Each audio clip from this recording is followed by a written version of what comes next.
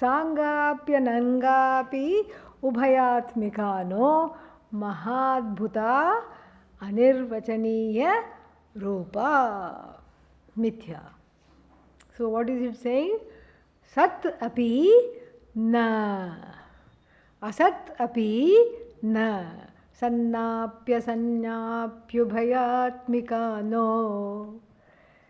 Oh, so it is different from Sat? No. Is it the same as Sat? No. It is both. Ubhayatmika means both. Is it both same and different? No. Is it full of parts? Not really. Does it have no parts? No. Is it a little bit full of parts and little bit without parts? No. Maha Adbhuta means it's a wonder. So that the question is trying to peg mithya down. It's easier to catch a fistful of air and put it in a bottle, okay, than to catch Maya mithya in a categorical definition. Because what is Maya? Anything but categorical. Mithya has two definitions. One is non-separate. I know people took a little bit of, what should I say, non-separate, different, what does it mean? We will see that. Non-separate from what? Sat. Non-separate from Sat means wherever there is mithya, there should be Sat. Why? Because mithya doesn't have an independent status. It is not an independent entity which is self-standing. So what is mithya? Dependent reality. Dependent on what? Sat. It's like saying wherever there is light, there will be what? Shadow. What was that? There will be shadow. No darkness, correct. But there will be also, because of the light is what casts the shadow. No light, no shadow. So in this example, shadow is mithya, light is Sat. So the sunlight which is there, which then goes through the body, and then the body, you see the shape of the body on the ground in the form of the shadow. In pitch darkness, can there be shadow? No shadow possible. So mithya and Sat are like that. Sat is like the sun, mithya is like a shadow. So the light casts the shadow. So the shadow, from the standpoint of light, we can say the shadow is non-separate from the light, but from the standpoint of the light, we cannot say shadow, light is separate from shadow. Light is the same as shadow, we cannot say. Light is a independent reality in this example. Shadow is dependent. So Sat, what is Sat? Let us see first. Sat has two definitions. Abadhitam, Sat. Abadhitam, non-negatable. That's why the word Sat is also connected with the word truth, because it is Satyam idam means this is true. Why is it connected with true and truth? For this reason alone, because it is non-negatable.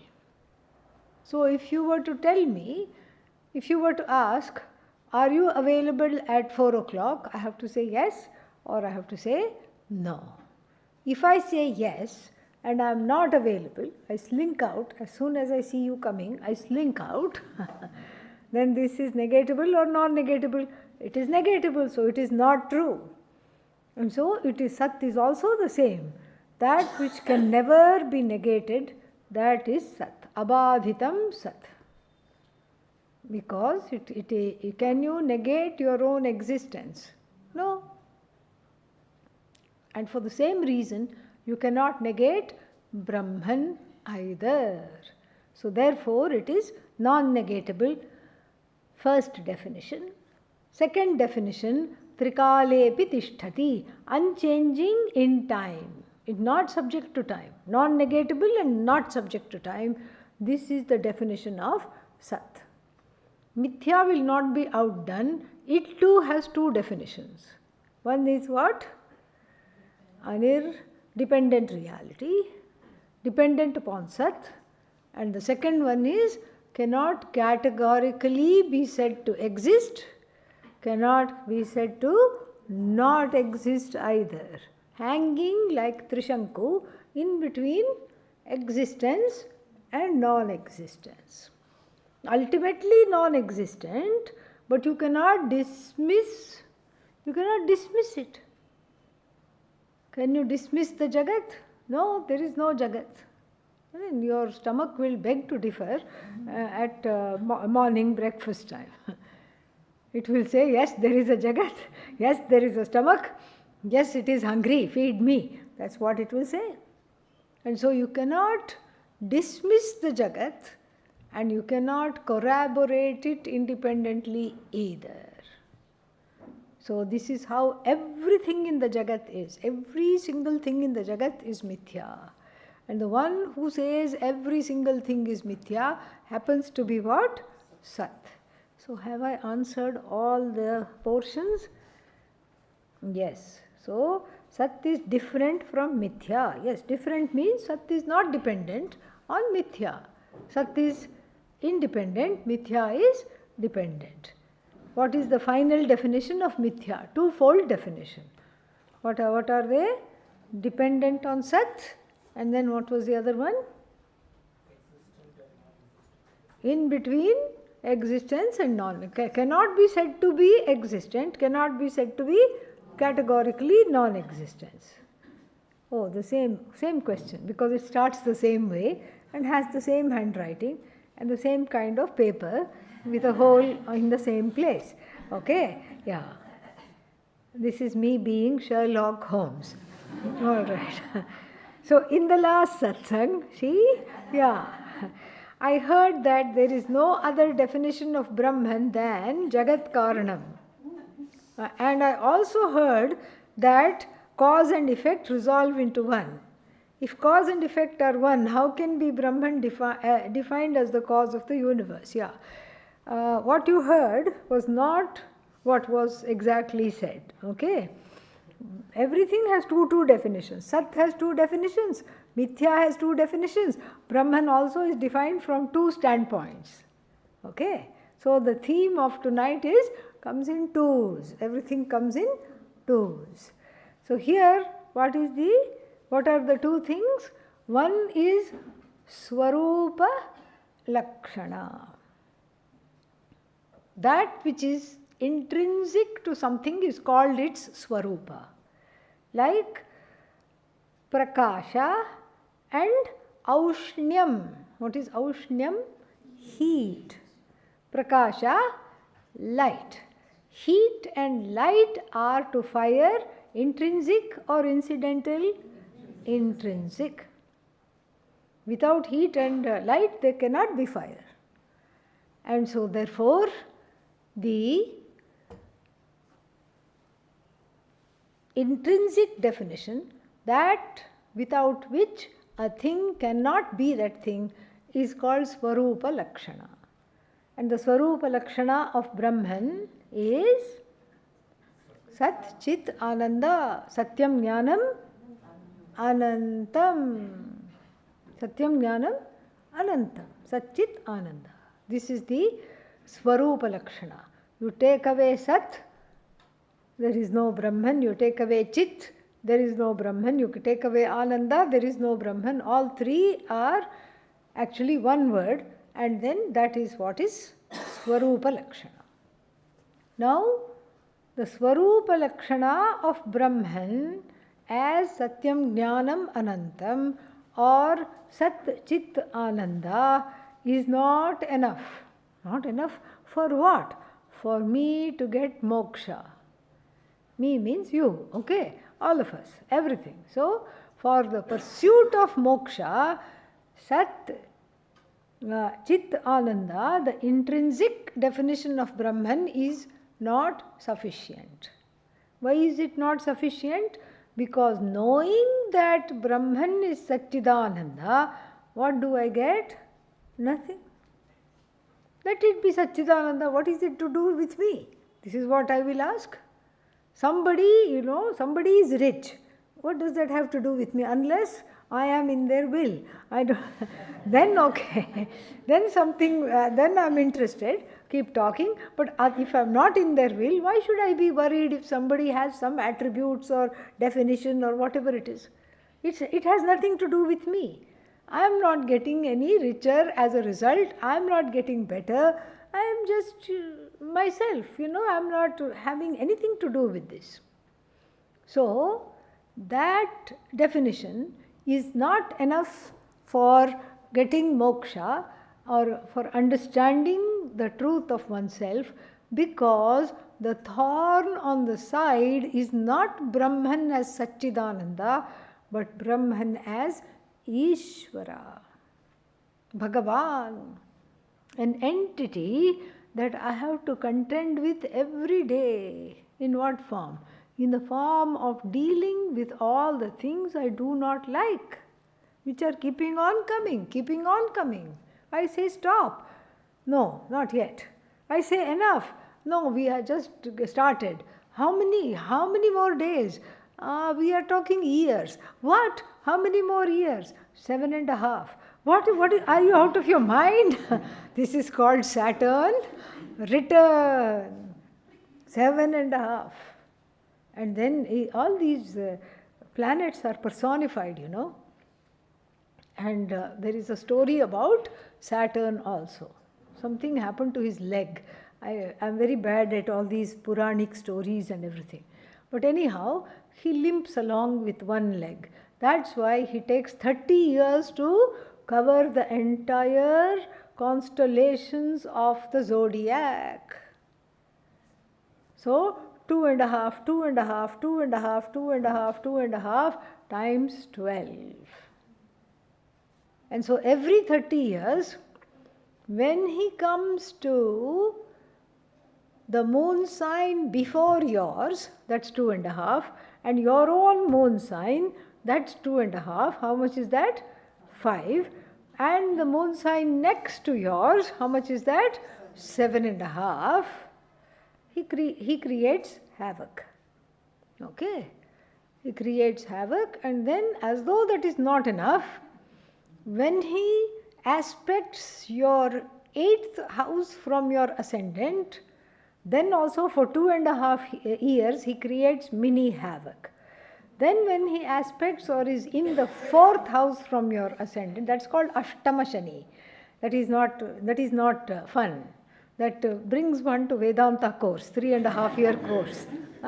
Frequently, if you look at the horoscopes, people who are in the 3.5 years course, they are undergoing either 7.5-year Shani or 2.5-year Shani in the 8th house. And then, as though this was not enough, when he comes to the 4th house, it is called Ardhashtama, half of the 8th house, and there also he creates some mischief.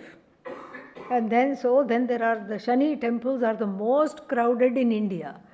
Most crowded, because everyone wants to go, and the Shani has a Vahana, a mascot, which is the crow.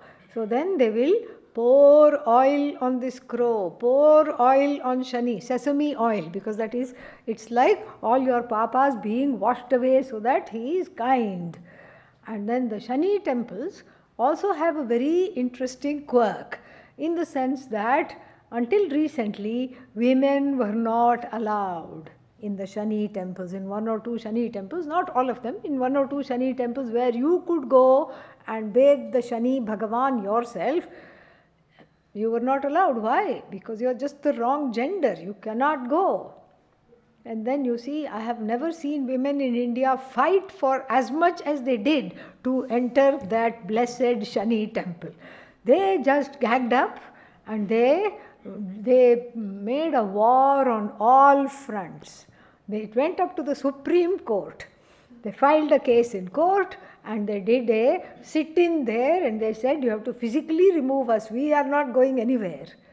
And so like this they won the right to go and appease Shani Bhagavan, which goes to show what a abiding presence. All these, there are so many temples for planets. And we are not worshipping planets, balls of dust and gas. No, that's not what we are worshipping. We are worshipping Bhagavan in the form of the order of karma. Whose karma? Our own karma. And so the women now won the right. Now everybody can go. And so that shows the power of this, the power of the karma phala and all this. And so this is to show that it is Bhagavan that we don't understand. It is Bhagavan from whom we feel a distance. You are not away from Satchidananda. How do you know? Just go to sleep. Not right now. Don't do that to me. But after the satsang, just go to sleep. What are you? Instant Satchidananda. Nobody to complain. Nobody to complain to. Nothing is wrong. No problem at all. In fact, you have forgotten that just before you slept, you were questioning, why did I take this 3-month course? You have forgotten that completely. You have forgotten all the difficulties, everything, whatever one had in one's life, even if one is sleeping on a slab somewhere because of some difficulties, there is no bed, nothing. Once you are asleep, you have forgotten what made you go there. The sleep is the greatest leveler. Every night is a mini moksha.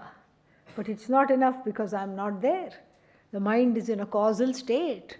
And so therefore, the equation is not between Jiva and the Swarupa Lakshana, but the equation is between the Jiva and the second Lakshana. What is that? The cause of everything. Big boss, yes. And that is where it's a place of reconciliation, a place for one's growth, a place to overcome authority issues, a place to settle down, a place to settle all my unsettled accounts, my gripe with the universe and all the things and the beings in it. Where else will I take it? That is where I have to take it. And when there is a certain level of acceptance and surrender accompanied by this knowledge, then we know that I and Ishvara, Brahman as Ishvara, are one and the same. So that is why 2 definitions are absolutely necessary, and I made that, I thought I had made that clear the other day. I'm happy that I'm having another opportunity to clarify this because this is an important point. So there is definition. Jagat Karanam is one definition, and then what else is the other definition? Satchidananda or Satyam Jnanam Anantam.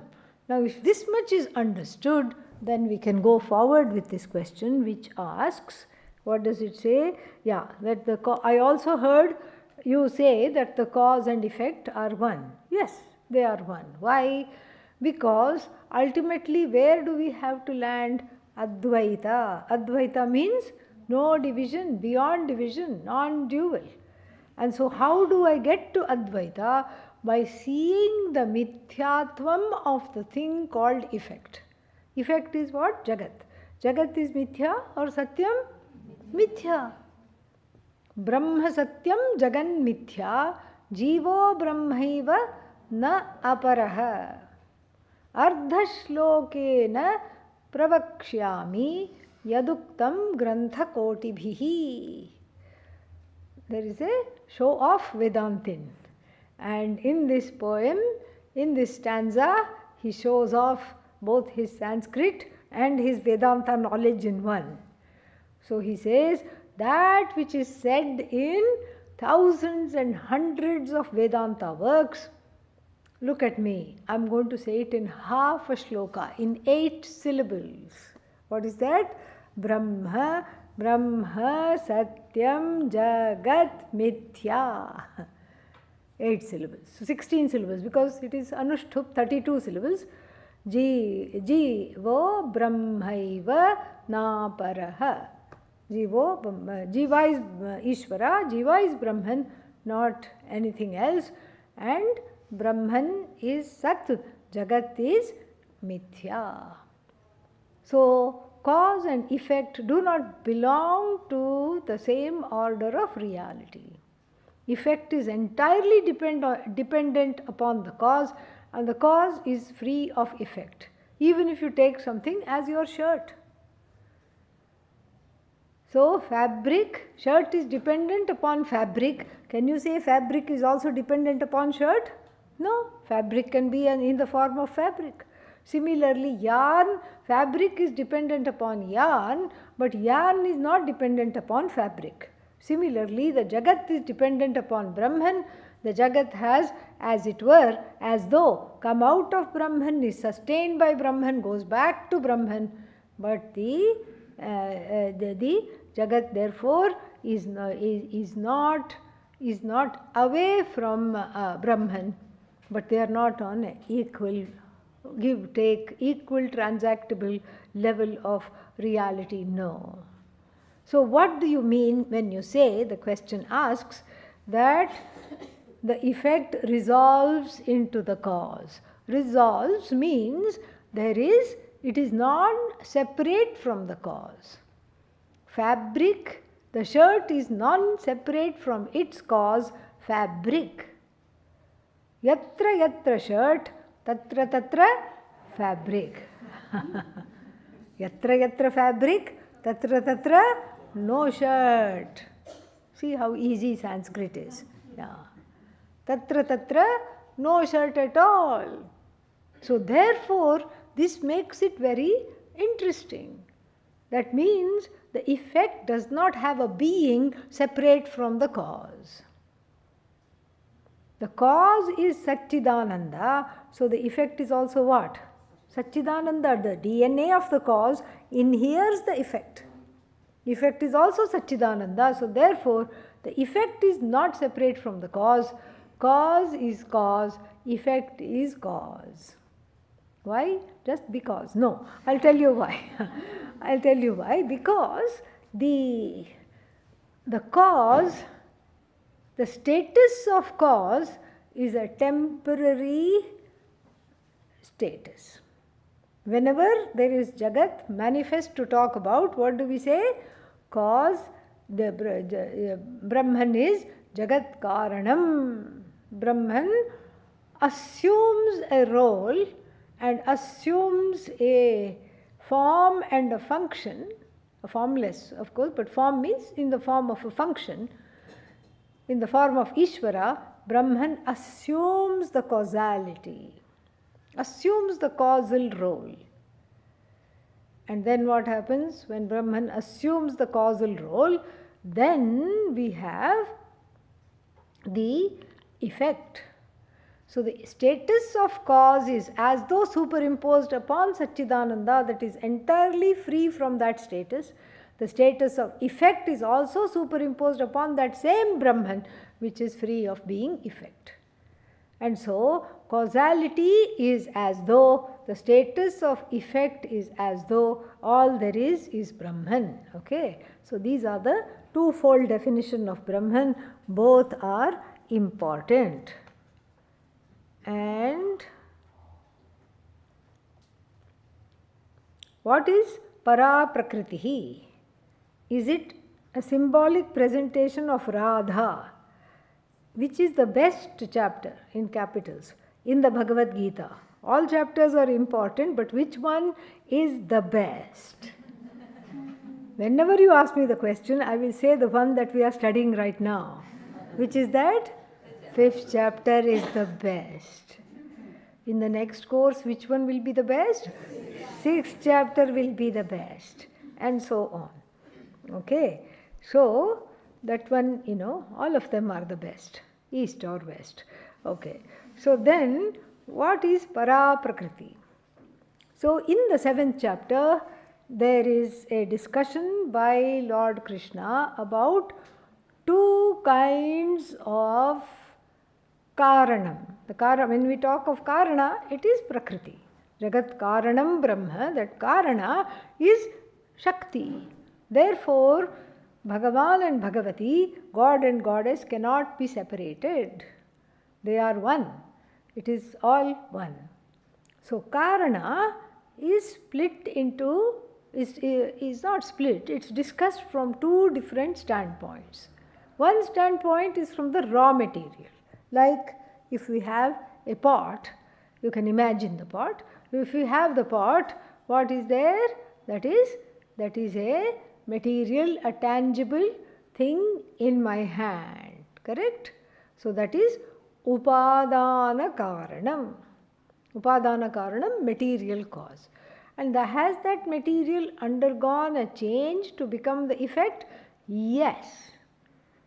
Because the clay has to be kneaded, and in fact it is so dense it is kneaded with the feet, and then after that it is little more malleable. You mix water and whatever else you have to mix, and you throw it on the wheel, and then you make the pot. And then what do? Put it in the oven, in the kiln, to bake it and become, what is that word, brittle, so that it will hold water. If a wet clay pot you freshly made, you fill it with water, it will not hold the water. The water will all come out. So the clay becomes porous and capable of holding water only after it has been burned at a certain Fahrenheit degrees. So the raw material which has undergone a change to become the Jagat, from that standpoint, the raw material is called Apara Prakriti. Apara Prakriti means the raw material which has undergone a change.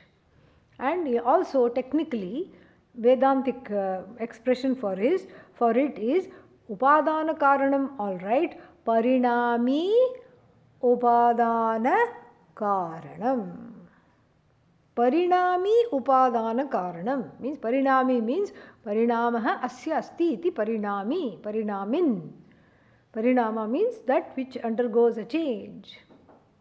Then we have Para Prakriti. Para Prakriti means that which does not undergo a change to quote unquote become the Jagat. And this is also revisited in the 15th chapter. Dvavimau purushau loke ksharascha kshara evacha ksharas sarvani bhutani kutastho kshara uchyate uttamah purushastvanyah paramatmetyudahritah yo lokatrayamavishya vibhartyavyaya ishvarah. Dvau imau Purushau. Purusha means Bhagavan here, the ultimate entity.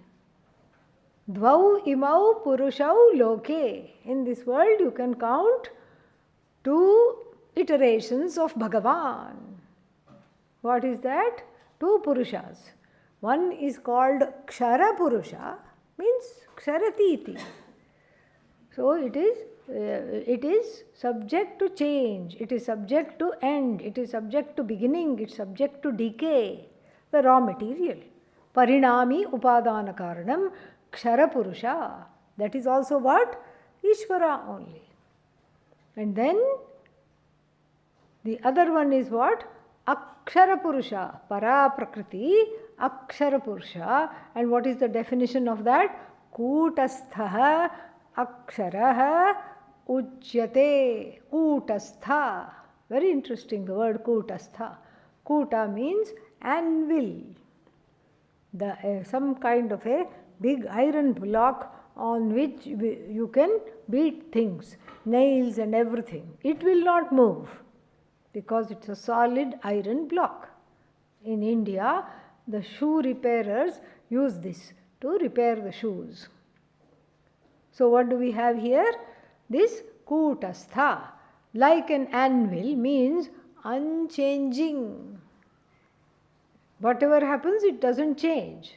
And then the another expression, another vyutpatti for the word kutastha is one is kutavat tishtati, which is what we discussed, stays like a kuta, like an anvil, unchanging.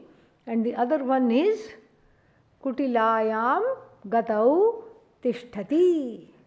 Kutilayam gatau means doesn't walk in a straight line. It goes like this, which is what? Like Maya. Aghatita ghatana patiyasi Maya. She who makes the impossible possible. And so, kutasthaha aksharaha uchyate. Now, which is Ishvara? Uttamah Purushaha tu anyaha. That which we call Bhagavan, Ishvara, Brahman, is neither the Parinami Upadana Karanam or the Upadana Karanam that does not undergo a change. Because both are what? Upadana Karanams.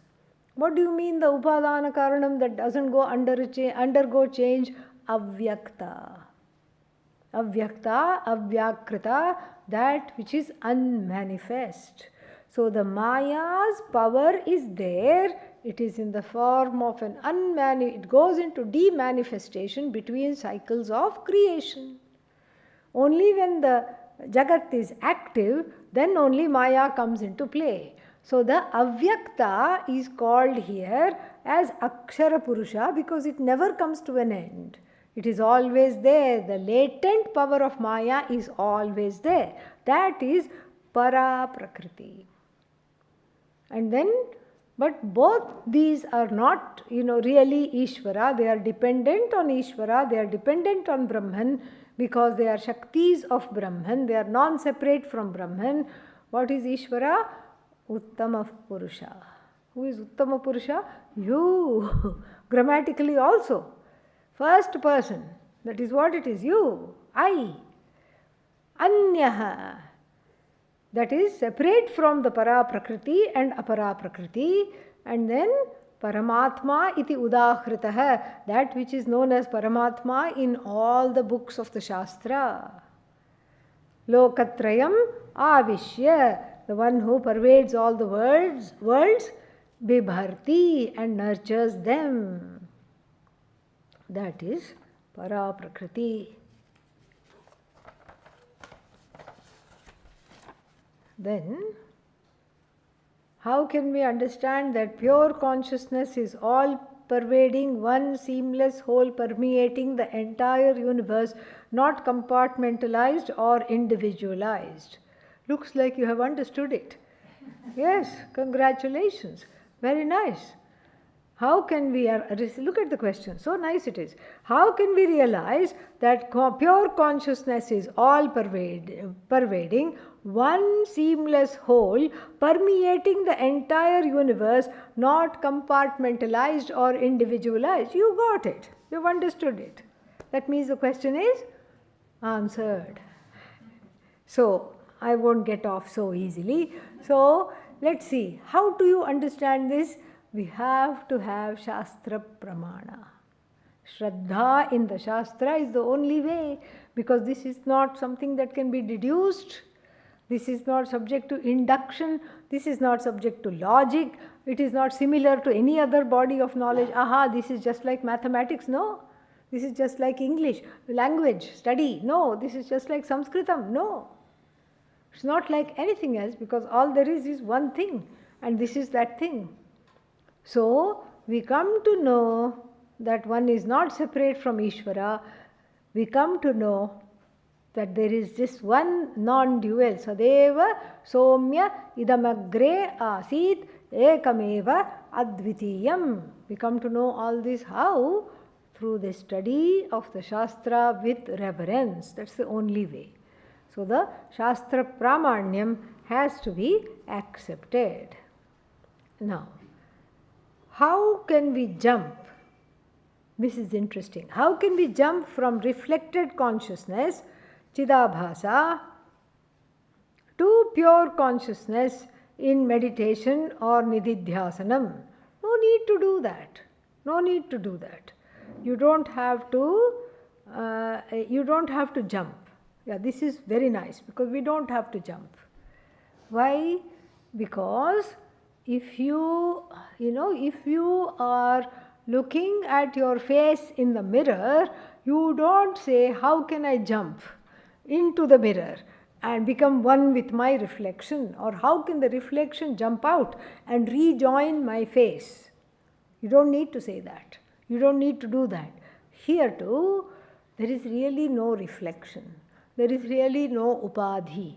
These are all things we make up to get to some understanding of that which cannot be really communicated other than through words, and that which cannot be and even the words are insufficient to communicate that which is just indicated by words, that which is wordlessly understood by oneself. And so there is no language. So we just have, like children play house, Vedantins play with words. That's all it is. So there's all these, little things they play. This is a little stove and a little doll, and all these things are there. Cars and Lego sets, all these things.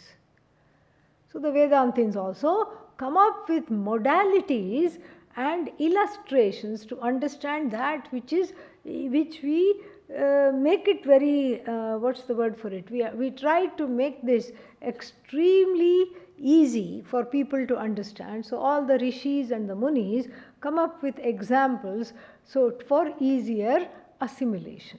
Like the bird chews up the food and puts it in the baby bird's mouth, sometimes all the way in its throat. Similarly, our Purvajas, our ancestors, the spiritual ancestors, try to do that, and in the process we have two modalities of understanding. One is called the theory, or the theory of reflected consciousness. Before the reflected consciousness, you please put the word yes, as though there is really no reflection happening. Okay, when there is only one thing, how can it reflect? Tell me that. As though reflected consciousness. And then the theory of conditioned consciousness, or rather as though conditioned consciousness. There is no conditioner, there is no shampoo, there is no reflection. Nothing is there. So you are sitting and making this stuff up pretty much. Then why should I listen to you? Because it is made up with the love of sharing this understanding. Only to those who ask for it. Not for the universe at large. You will not go outside and tap somebody on the back and say, let me teach you Pratibimba Vada. No, you don't do that. Only when somebody asks for it, you try to, and you see that they are genuinely interested, you try to make it easy for them. And so our rishis and our yatis, they have made it easy for us. So we have two modalities of looking at it. One is called this Chit and Chidabhasa, because then we have the inconvenient question, how did Chit, which is not associated with anything, which is not connected to anything, this unconnected, pure Chit, unconditioned, unconnected to anything, how did it as though come into my body-mind sense complex? So then we borrow this reflected consciousness theory to say that unchanging consciousness is reflected in the medium called the mind, because the mind is made up from the sattvic 5 elements. So it is very iridescent, and it has the capacity to catch and reflect Chit. And the reflected Chit therefore gets a new name. It is Chit Abhasa, Chidabhasa. So how many do we have? Chit and Chidabhasa. No, we only have Chit. We only have Chit. But then Chidabhasa is a modality to explain the inconvenient fact a fact that nobody can understand. Why should it pervade? Why should it come inside? How does it come inside? How come I am Chit? How come the indweller is Chit? So this is one way. Another way is Upadhi. Like this whole body-mind-sense complex is an Upadhi. The indweller is Chaitanya, Brahman. So Deha Avachinna Chaitanya. Avachinna, conditioned. Conditioned as it were by the body. What is that? Consciousness. Consciousness reflected in the body-mind complex, or the consciousness as though conditioned by the body or the mind. So we don't need to jump from reflected consciousness to pure consciousness. You don't need to do that.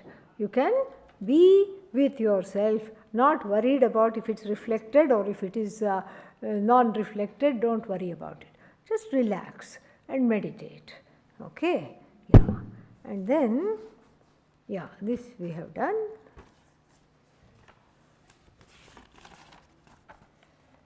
Can you elaborate on the idea of inferiority complex when it comes to owning up one's true nature as Brahman?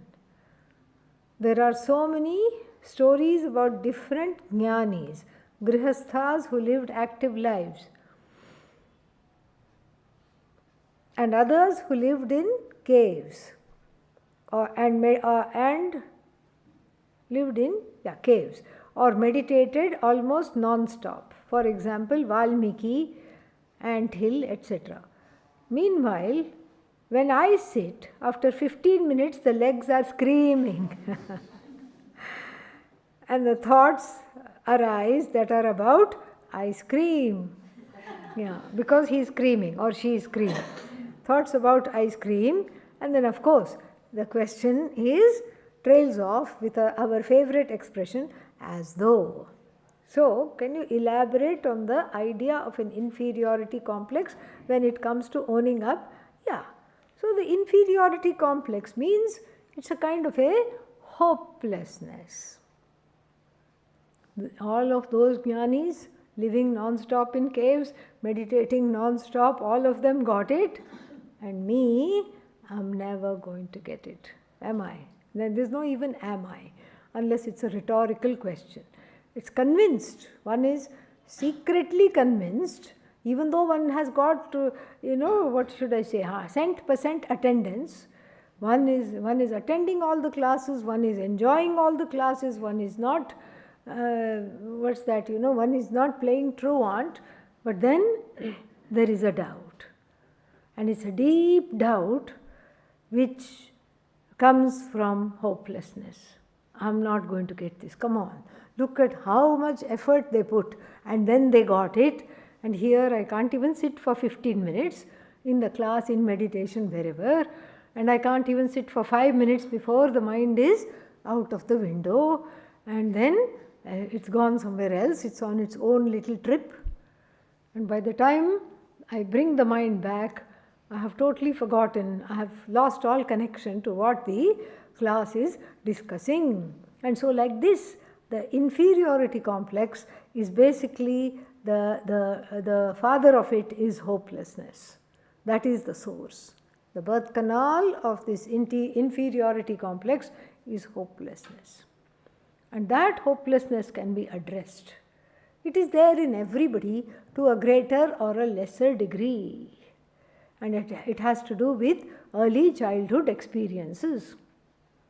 Sometimes, and then we can't even blame the parents, because the child rearing practices have changed a lot.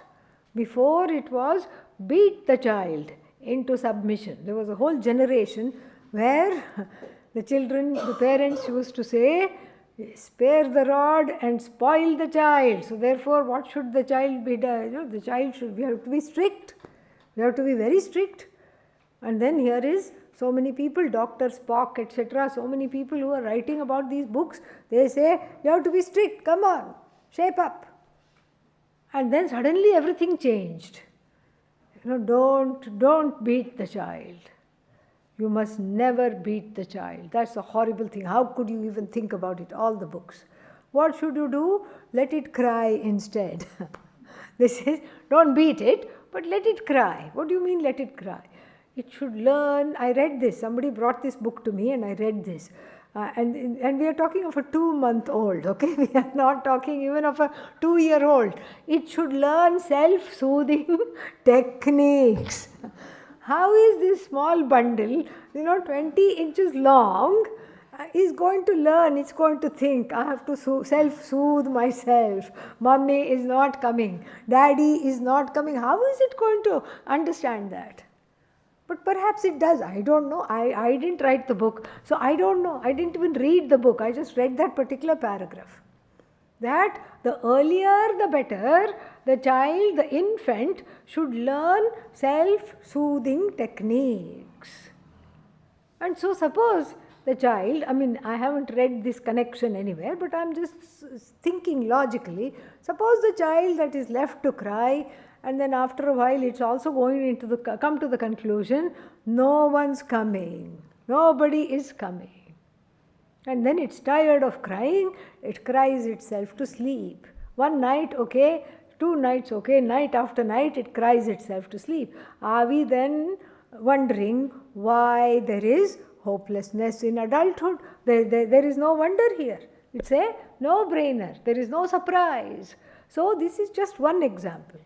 So I'm not suggesting that this is anybody's background or anything like that. I'm talking collectively. Collectively, there are certain experiences, because this hopelessness is a collective experience. It's not an individual experience. So that hopelessness is there, and it comes out strongly in Vedanta, because we don't often see a lot of mukta purushas. Why? We don't see enlightened beings, because the enlightened beings are not advertising themselves. They may be right around you, next to you, with you all day long, but you don't recognize them because they are not advertising themselves, and they cannot be objectified, neither can their knowledge. So we don't know. We don't know who are the jnanis, and where they are, we don't know. But whereas a successful CEO advertises himself, look, I did this, and writes a book also, 7 paths to success, and then this is what it is, and then they will go on a book tour, and they will sell the book, and they will sign the book, and make you buy it with a flourish, and then the book will become a podcast, and then it will become a webinar, and then they'll make money each time they talk, they make money, they will get rich. Because people find whatever is in the book very useful for them. Why? Because these are tangible goals. These are goals which are vyavaharik goals, samsaric goals, tangible goals. Moksha is an intangible goal. It's like making a U-turn back to yourself. Who sees this turn? Nobody. Who knows that you know? Only others who know that they know. Very few that way. And so, since there are very few role models other than the people meditating in caves, etc., those unknown, unsung people, the hopelessness is there. So we have ways of, working through it. We have to see that we have to be like Nachiketa. Bahunamemi prathamaha, bahunamemi madhyamaha. Among a lot of people, I will be among the first. Among the rest of the people, I will be second, but never last. Yes. So when we do like this, when we say, I will not be the last, I may not be the first in recognizing the truth of myself, I may be second, it's okay, but I will never be last. The one who says, I will never be last, Vedanta for that person will come very quickly, assimilated. So these are all small pratibandhas. Hopelessness, fear of success, fear of failure. Don't worry about it. Everybody has it. Okay? Inferiority complex, etc. These we'll have to defer to next time, because we all need our beauty sleep. Okay? Om Purnamadah Purnamidam Purnat Purnamudachyate Purnasya Purnamadagya Purnamevavashishyate. Om Shanti Shanti Shanti. Hari